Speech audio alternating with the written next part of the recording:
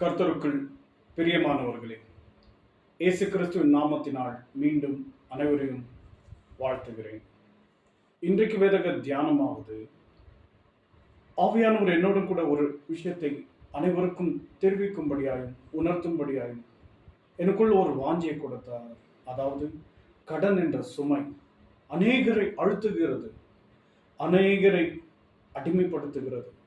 அவைகளிலிருந்து எல்லாரையும் விடுவிக்கும்படியாக கர்த்தர் ஒரு தீர்மானத்தை வைத்திருக்கிறார். உங்களை விடுவிக்க அவர் விரும்புகிறார். ஆனபடியால் இந்த செய்தியை கேட்கும்போது உங்களுக்குள்ளாய் ஆவியானவர் நிச்சயமாய் கிரியை செய்வார். நீங்கள் அவரிடத்திலே ஒப்பு கொடுக்கும் போது அவர் உங்களை விடுவிப்பார். வசனத்தை கவனிப்போம். என்னோடு கூட உபாகமும் 15ஆம் அதிகாரம் 6ஆம் வசனம். உன் தேவனாகிய கர்த்தர் உனக்கு சொன்னபடி உன்னை ஆசீர்வதிப்பதினால் நீ அநேகம் ஜாதிகளுக்கு கடன் கொடுப்பாய், நீயோ கடன் வாங்குவதில்லை. நீ அநேகம் ஜாதிகளை ஆளுவாய், உன்னையோ அவர்கள் ஆளுவதில்லை. இது கர்த்தர் கொடுத்த வாக்குத்தத்தம்.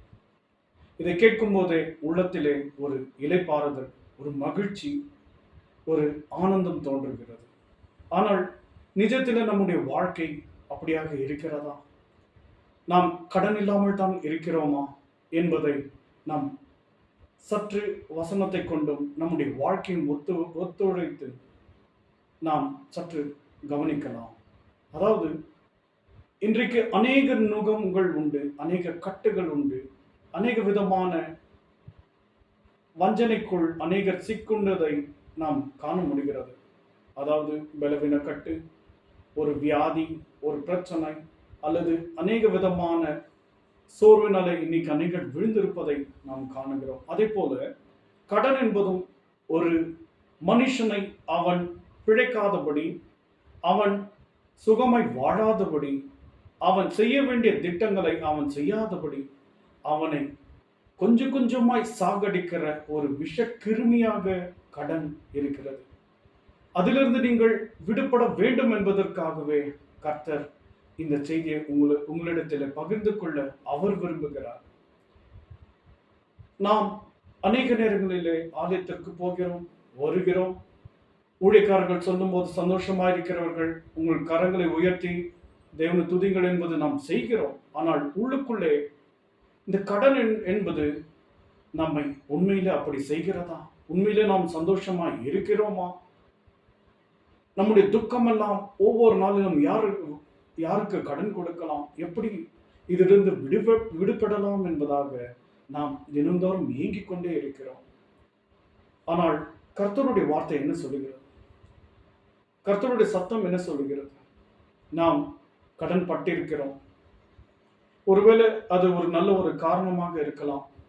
திருமணத்திற்காகவோ அல்லது ஒருவருடைய சிகிச்சைக்காகவோ, வீடு கட்டுவதற்காகவோ, அல்லது நல்ல காரணங்களை நீங்கள் ஒழுங்குபடுத்தலாம், நீங்கள் செய்திருக்கலாம். ஆனால் அதிலிருந்து நீங்கள் வெளிவருவதற்கு கர்த்தர் சொல்லுகிற வார்த்தைக்கு நீங்கள் ஒப்பு கொடுக்க வேண்டும். இன்றைக்கு பண்ண கடனின் நிமித்தம் எந்த ஒரு காரணத்தை சொன்னாலும், நீங்கள் வாங்கின பேங்கில் ஆகுவது, ஃபைனான்சியல் ஆகுது, அவங்க நல்ல காரணம், நல்ல விஷயத்திற்கு தான் எடுத்திருக்கீங்க என்பதை யாரும் விட்டுக் கொடுப்பதில்லை. ஒரு மாசம் நீங்க கட்டலன்னா கூட அவங்க உங்க வீட்டுக்கு முன்பாகவோ அல்லது போன் காலில் உங்களை அதிக விதத்திலே உங்களுக்கு ப்ரெஷர் கொடுப்பதையும், உங்களை நொறுக்குகிறதையும் அநேக விதத்தில் நானும் கூட அனுபவித்திருக்கிறேன். நாம் ஆத்திரப்பட்டு ஏதோ நமக்கு வருகிறதே என்று நாம் கடன்பட்டு விடுகிறோம். இதை வாங்கினால் தான், கடன்பட்டால் தான் இதை செய்ய முடியும், சாதிக்க முடியும் என்று செய்து விடுகிறோம். ஆனால் கடைசியில அவர்கள் நம்மை அமிழ்த்தும் போது நாம் கதறுகிறோம். அதிலிருந்து நாம் வெளிவர விரும்பணும். தொடர்ச்சியாக கடனிலேயே நாம் சிக்கிக்கொண்டு இருக்கக்கூடாது. நாம் வெளிவருவதற்கு ஆவியானவர் என்ன சொல்லுகிறார் என்பதை நாம் கவனிக்கலாம். என்னோடு கூட நீதிமொழிகள் 22:27 இந்த வசனத்தை காணும் போது, செலுத்த உனக்கு ஒன்றும் இல்லாதிருந்தால் நீ படுத்திருக்கும் படுக்கையையும் அவன் கொண்டு போவான், கொள்ள வேண்டியதாகுமே. அடுத்து 7ஆம் வசனம் என்ன சொல்லுகிறது என்றால், ஐஸ்வர்யவான் தரித்திரனை ஆளுகிறான், கடன் வாங்கினவன் கடன் கொடுத்தவனுக்கு அடிமை என்று வசனம் சொல்லுகிறது. நாம் இந்த வசனத்தை சொல்லும்போது வேதனை உண்டாகிறது. நாம் இயேசு கிறிஸ்துவுக்கு மாத்திரம்தான் அடிமையாக இருக்க வேண்டும். அவருடைய அன்பையும், அவர் நமக்காக செய்த அந்த தியாகத்தையும், அவர் நமக்காக பட்ட பாடுகளையும் ரத்தம் சிந்தினதையும் நாம் பிறருக்கு அறிவித்து, அவருடைய மாதிரியாய் சீஷியர்களாய் கர்த்தருடைய அன்பின் அடிமைகளாய் நாம் இருக்க வேண்டுமே தவிர, இப்படிப்பட்ட கடன்களில் சிக்கொண்டு நாம் தவிக்கிறது நிச்சயமா கர்த்தருக்கு பிரியம் அல்ல. நாம் தவறு செய்து விட்டோம், நாம் ஏதோ ஒரு பிரச்சனையில் போய் மாட்டிக்கொண்டோம், அதிலிருந்து வெளிவர பிரயாசப்படுங்கள். உங்களுக்கு இருக்கிற கடன்களை நீங்கள் ஒரு லிஸ்ட் பண்ணிக்கொள்ளுங்கள். இவைகளெல்லாம் என் கடன்கள். அதை தொடர்ந்து அந்த கடனிலிருந்து கர்த்தர் நிச்சயமா விடுவிப்பார் என்ற நம்பிக்கையோடு கூட நீங்கள் ஒப்பு கொடுத்து ஜெபிங்கள். அடுத்து தேவன் உங்களை ஆசீர்வதிக்கும் போது வீண் செலவுகளை செய்யாமல் உங்கள் ஆடம்பரத்தை நிறுத்திவிட்டு அநேக ஊழியங்களுக்கும் மிஷனரிகளுக்கும் தேவன் யாரெல்லாம் உங்களுக்கு நினைவில் கொண்டு வருகிறாரோ அவர்களுக்கெல்லாம் உதவுங்கள். எழுதி வைத்துக் கொள்ளுங்கள், நிச்சயமா நடக்கும். கர்த்தரால் மாற்ற முடியும். சிறையிருப்பை அவரால் மாத்திரம்தான் மாற்ற முடியும். விடுவிக்கிற தேவன் அவர். அவரால் கூடாத காரியம் ஒன்றுமில்லை. தேவனால் எல்லாம் கூடும். நீங்கள் எழுதி வைத்துக் கொண்டு ஜெபிக்க ஆரம்பிங்கள். அநேக உங்களுக்கு தோன்றுகிற காண்பிக்கிற ஏழைகளுக்கும் எளியவர்களுக்கும் விதவைகளுக்கும் அனைவருக்கும் கொடுங்கள்.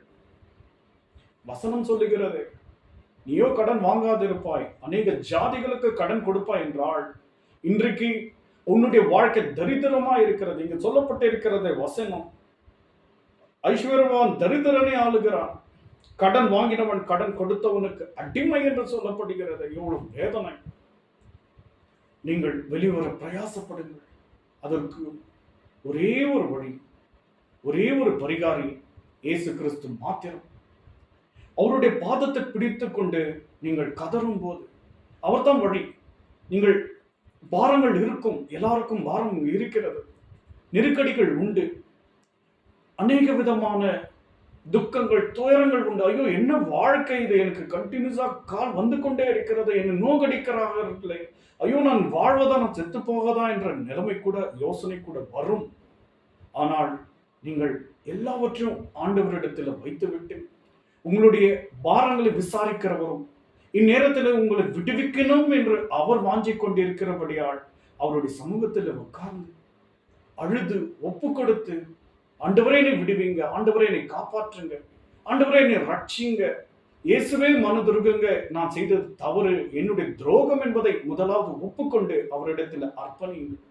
அநேகர் இந்த நேரத்திலும் வசனத்தை ஜோடித்து பேசுகிறார்கள். அதாவது நீதிமானுக்கு அநேக துன்பங்கள் வரும்.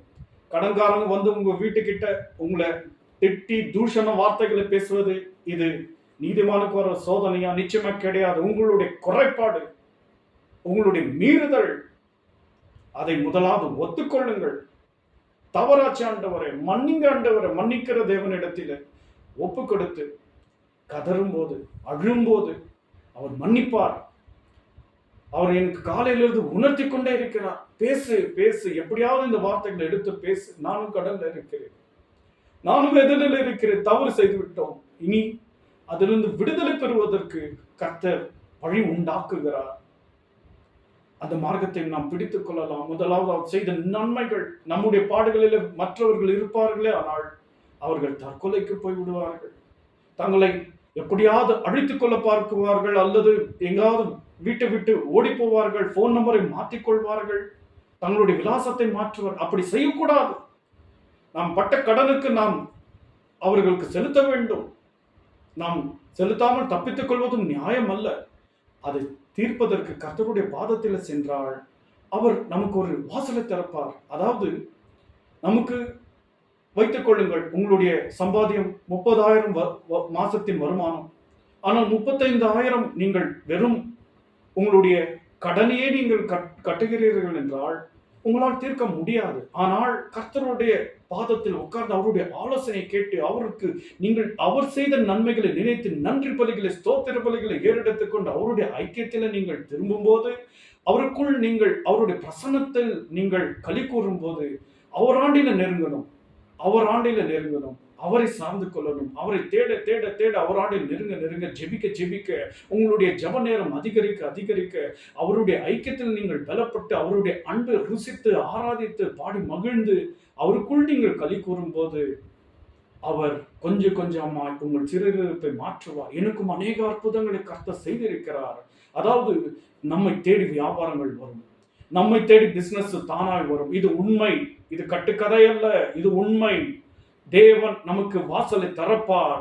நீங்கள் ஒருவேளை ஒரு வியாபாரத்தை செய்வீர்களானால் அந்த வியாபாரத்திற்கு அநேக அடைக்கப்பட்ட வாசல்கள் திறக்கப்படும், அநேக கட்டுகள் அகன்றும், அநேகர் உங்களை தேடி வருவார்கள். மறந்து போனவர்களும் உங்களை தேடி உங்களுக்கு போன் பண்ணுவார்கள். உங்களுக்கு வாசல் திறக்கும். கர்த்தர் ஆசீர்வதிப்பார். இரவோடு இரவாய் சூழ்நிலையை மாற்றுகிற தேவனாள். இதெல்லாம் அவருக்கு லேசான காரியம். ஆனால் நாம் செய்ய வேண்டியது அவர் ஆண்டில மனம் திரும்பி அவரை பிடித்துக் கொள்ளணும், அவர் ஆண்டில கதறணும். எந்த கூட்டத்திற்கு போனாலும், எந்த சபைக்கு எந்த இடத்திற்கு போனாலும் நம்முடைய பிரச்சனை அப்படியே தான் நின்று கொண்டிருக்கிறது. உண்மை அல்லவா? ஆனால் கர்த்தரை தேடும்போது அவருடைய சமூகத்தில் உட்கார்ந்து இயேசுவே என் மீது மனதுருகும், எப்படி அந்த குருடன் கதறினானோ, தாவீதின் குமாரனே என் மீது இறங்கும் என்று சொல்லும்போது அவர் உடனடியாக வந்தாரா இல்லையா? அவர் வந்து உன்னை விசாரிப்பது மாத்திரமல்ல, உடனடியாக உன்னை விடுதலையாக்குகிறார். அவர் தான் கர்த்தர், அவர் தான் இயேசு கிறிஸ்து, மிகவும் அன்பான நல்ல தேவன். அவரை துதியுங்கள். அடுத்து உங்களை ஆசீர்வதிக்கும் போது நீங்களோ என்னோடு கூட நீதிமொழிகள் 19:17 வாசிக்கும் போது, நீங்கள் ஏழை கர்த்தருக்கு இறங்குகிறவனை குறித்து பேசுகிறது. ஏழைக்கு இறங்குகிறவன் கர்த்தருக்கு கடன் கொடுக்கிறான். ஏழைகளுக்கு நீங்கள் செய்கிற ஒவ்வொரு தான தர்மங்களும் உதவிகளும் சகாயங்களும் எல்லாம் கர்த்தருக்கு நீங்கள் கடன் கொடுக்கிறீர்கள். எவ்வளவு ஆச்சரியமான அழகான விஷயம் அல்லவா? உங்களுடைய சிறை இருப்பை மாற்றி, உங்களுடைய சூழ்நிலையை மாற்றி அவர் உங்களை ஆசீர்வதிக்கும் போது அவருக்கு நீங்கள் கீழ்ப்படிந்து அவரை பின்தொடருங்கள்.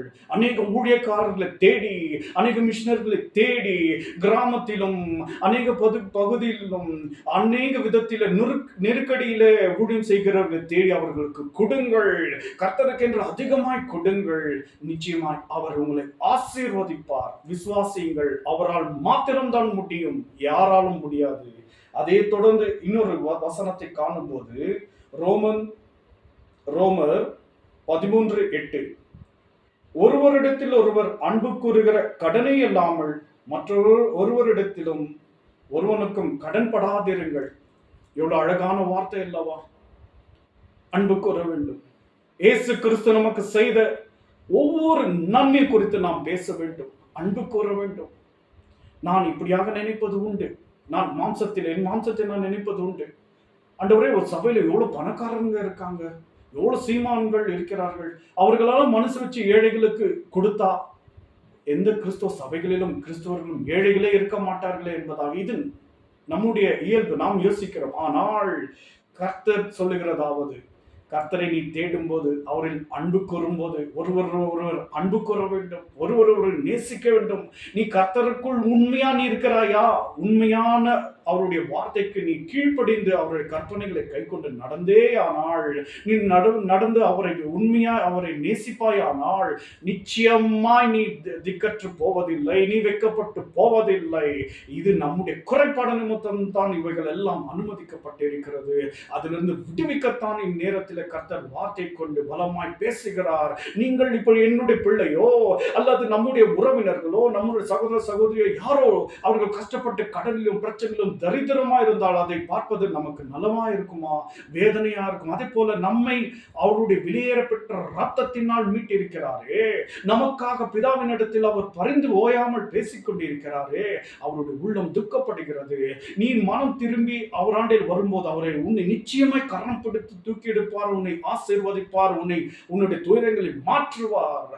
அப்படிப்பட்ட நல்ல தேவனைத்தான் நாம் ஆராதிக்கிறோம். யாரோ எங்கோ எப்படியோ போகிறார்கள், அவர்கள் அவர்களுடைய கதி எப்படியாவது இருக்கட்டும் என்று திரும்பி போவதற்கு அவர் மனிதன் அல்ல. மனிதர்களைப் போல உங்களுக்கு சூழ்நிலைக்கு தக்கவாறு அவர் ஏமாற்றி போகிறவர் அல்ல, மறந்து போகிறவர் அல்ல, மறவாத தேவன். கடைசி நேரத்திலும் உன்னை அவர் காப்பாற்றத்தான் விரும்புகிறார். அப்படிப்பட்ட ஒரு தேவனை அறிந்திருக்கிற நாம், அவரை விசுவாசிக்கிற நாம், அவரையே நோக்கி பார்ப்போமாக, அவரே நோக்கி நாம் கதறுவோமாக. நம் சிறையிருப்பு மாறும், உன் துக்கம் மாறும், உன் சூழ்நிலை மாறும். இதை கர்த்தரால் மாத்திரம்தான் மாற்ற முடியும் என்பதை விசுவாசிங்கள். இந்நேரத்தில் செய்தியை கேட்கிற ஒவ்வொருவரோடும் கூட கர்த்தர் சொல்லுகிறதாவது, மக்களே, பிள்ளைகளே, நீங்கள் என்னிடத்தில் வாருங்கள், நான் உங்களுடைய எந்த ஒரு பிரச்சனையா இருந்தால் மாற்றி போடுவேன், நான் வல்லவர், என் கரம் குறுகவில்லை என்று பேசுகிறார். அவரை அண்டிக் கொள்ளுங்கள், அவரை அண்டிக் கொள்ளுங்கள், அவருடைய பாதத்திலே வாருங்கள், அவரை சேர்ந்து கொள்ளுங்கள். அவர் உங்களை மாற்றுவார், அவர் உங்களை ஆசீர்வதிப்பார். கண்களை மூடி ஜெபிக்கலாம். கர்த்தராகிய இயேசு கிறிஸ்துவே, மகா பரிசுத்தமுள்ள பிதாவே, இரக்கங்களின் பிதாவே, ஆவியானவரே, இந்த நேரத்திலும் கர்த்தாவே, காலையிலே கடன்களை குறித்து அநேக பாரங்கள் உம்முடைய பிள்ளைகளிடத்தில் சுமந்திருப்பதையும், அவர்கள் படுகிற வேதனைகளையும் கஷ்டங்களையும், அநேக விதத்தில் அவர்கள் பிறரால், ஆண்டவரே, கடன் வாங்கப்பட்டவனால் அவர்கள் ஆளுகிறதையும் அடிமைப்படுத்துகிறதையும் கர்த்தர் உணர்த்தினீர் ஐயா. இதை பேசி, இதை சொல்லு, இவரை மக்களுக்கு சொல்லு என்பதாக கர்த்தர் உணர்த்தினீர் ஐயா. இதோ ஆண்டவரை கேட்கிற ஒவ்வொருவரிடத்திலும், ஆண்டவரை, உள்ளங்களிலும் கர்த்தர் இடைப்படுவீராக, பேசுவீராக. ஆண்டவரே, உம்முடைய கரம் குறுகவில்லை. ஆண்டவரே, நீர் ரொம்ப நல்லவர் ஐயா. ஆண்டவரே, உம்மை நோக்கி கூப்பிடுகிற யாவருக்கும், ஆண்டவரே, காக்கை குஞ்சுகளுக்கும், ஆண்டவரே, நீர் ஆகாரம் கொடுக்கிற தேவன். உம்முடைய பிள்ளைகளுக்காக நீர் இறங்காமல் இருப்பீரோ? உம்முடைய பிள்ளைகளுக்காக நீர் அற்புதம் செய்யாமல் இருப்பீரோ? இன்றைக்கே ஆண்டவரே, ஒரு விடுதலை உண்டாகட்டும். ஆண்டவரே, ஒரு வாசல் திறக்கப்படட்டும். இயேசுவின் நாமத்தினாலே எல்லா கடன் என்ற சுமையிலிருந்து விடுவிப்பீராக. ஆண்டவரே, மன மகிழ்ச்சியோடு உமக்குள்ளாய் அவர்கள் களி கூறத்தக்க, உமக்காக வாழத்தக்க கர்த்தரை மகிமைப்படுத்திக் கொண்டு குடும்பத்தோடு, ஆண்டவரே, உம்மை பிரியமப்படுத்திக் கொண்டு வாழ கிருபை செய்யுங்க, ஆசீர்வதிங்க. ஆண்டவரே, எல்லா மகிமை உமக்கு உண்டாவதாக. சகலத்துக்கும் பாதத்தில் ஒப்பு கொடுத்து விட்டேன் ஐயா. அனைவரையும் நீர் தாங்கினதற்காக, இந்நேரத்தில் அவர்களுக்கு உதவி செய்யும்படியாக உம்முடைய தூதர்களுக்கு கட்டளை கொடுத்ததற்காக நன்றி ஆண்டவரே. இப்பொழுதே ஒரு விடுதலை கொடுத்ததற்காக நன்றி ஆண்டவரே. உம்முடைய நாமம் மாத்திரம் உயர்த்தப்படட்டும். அனைத்தும் இயேசு கிறிஸ்துவின் அதிகாரம் உள்ள நாமத்தினால் சிறு ஜெபம் கேளும் பிதாவே. ஆமென்.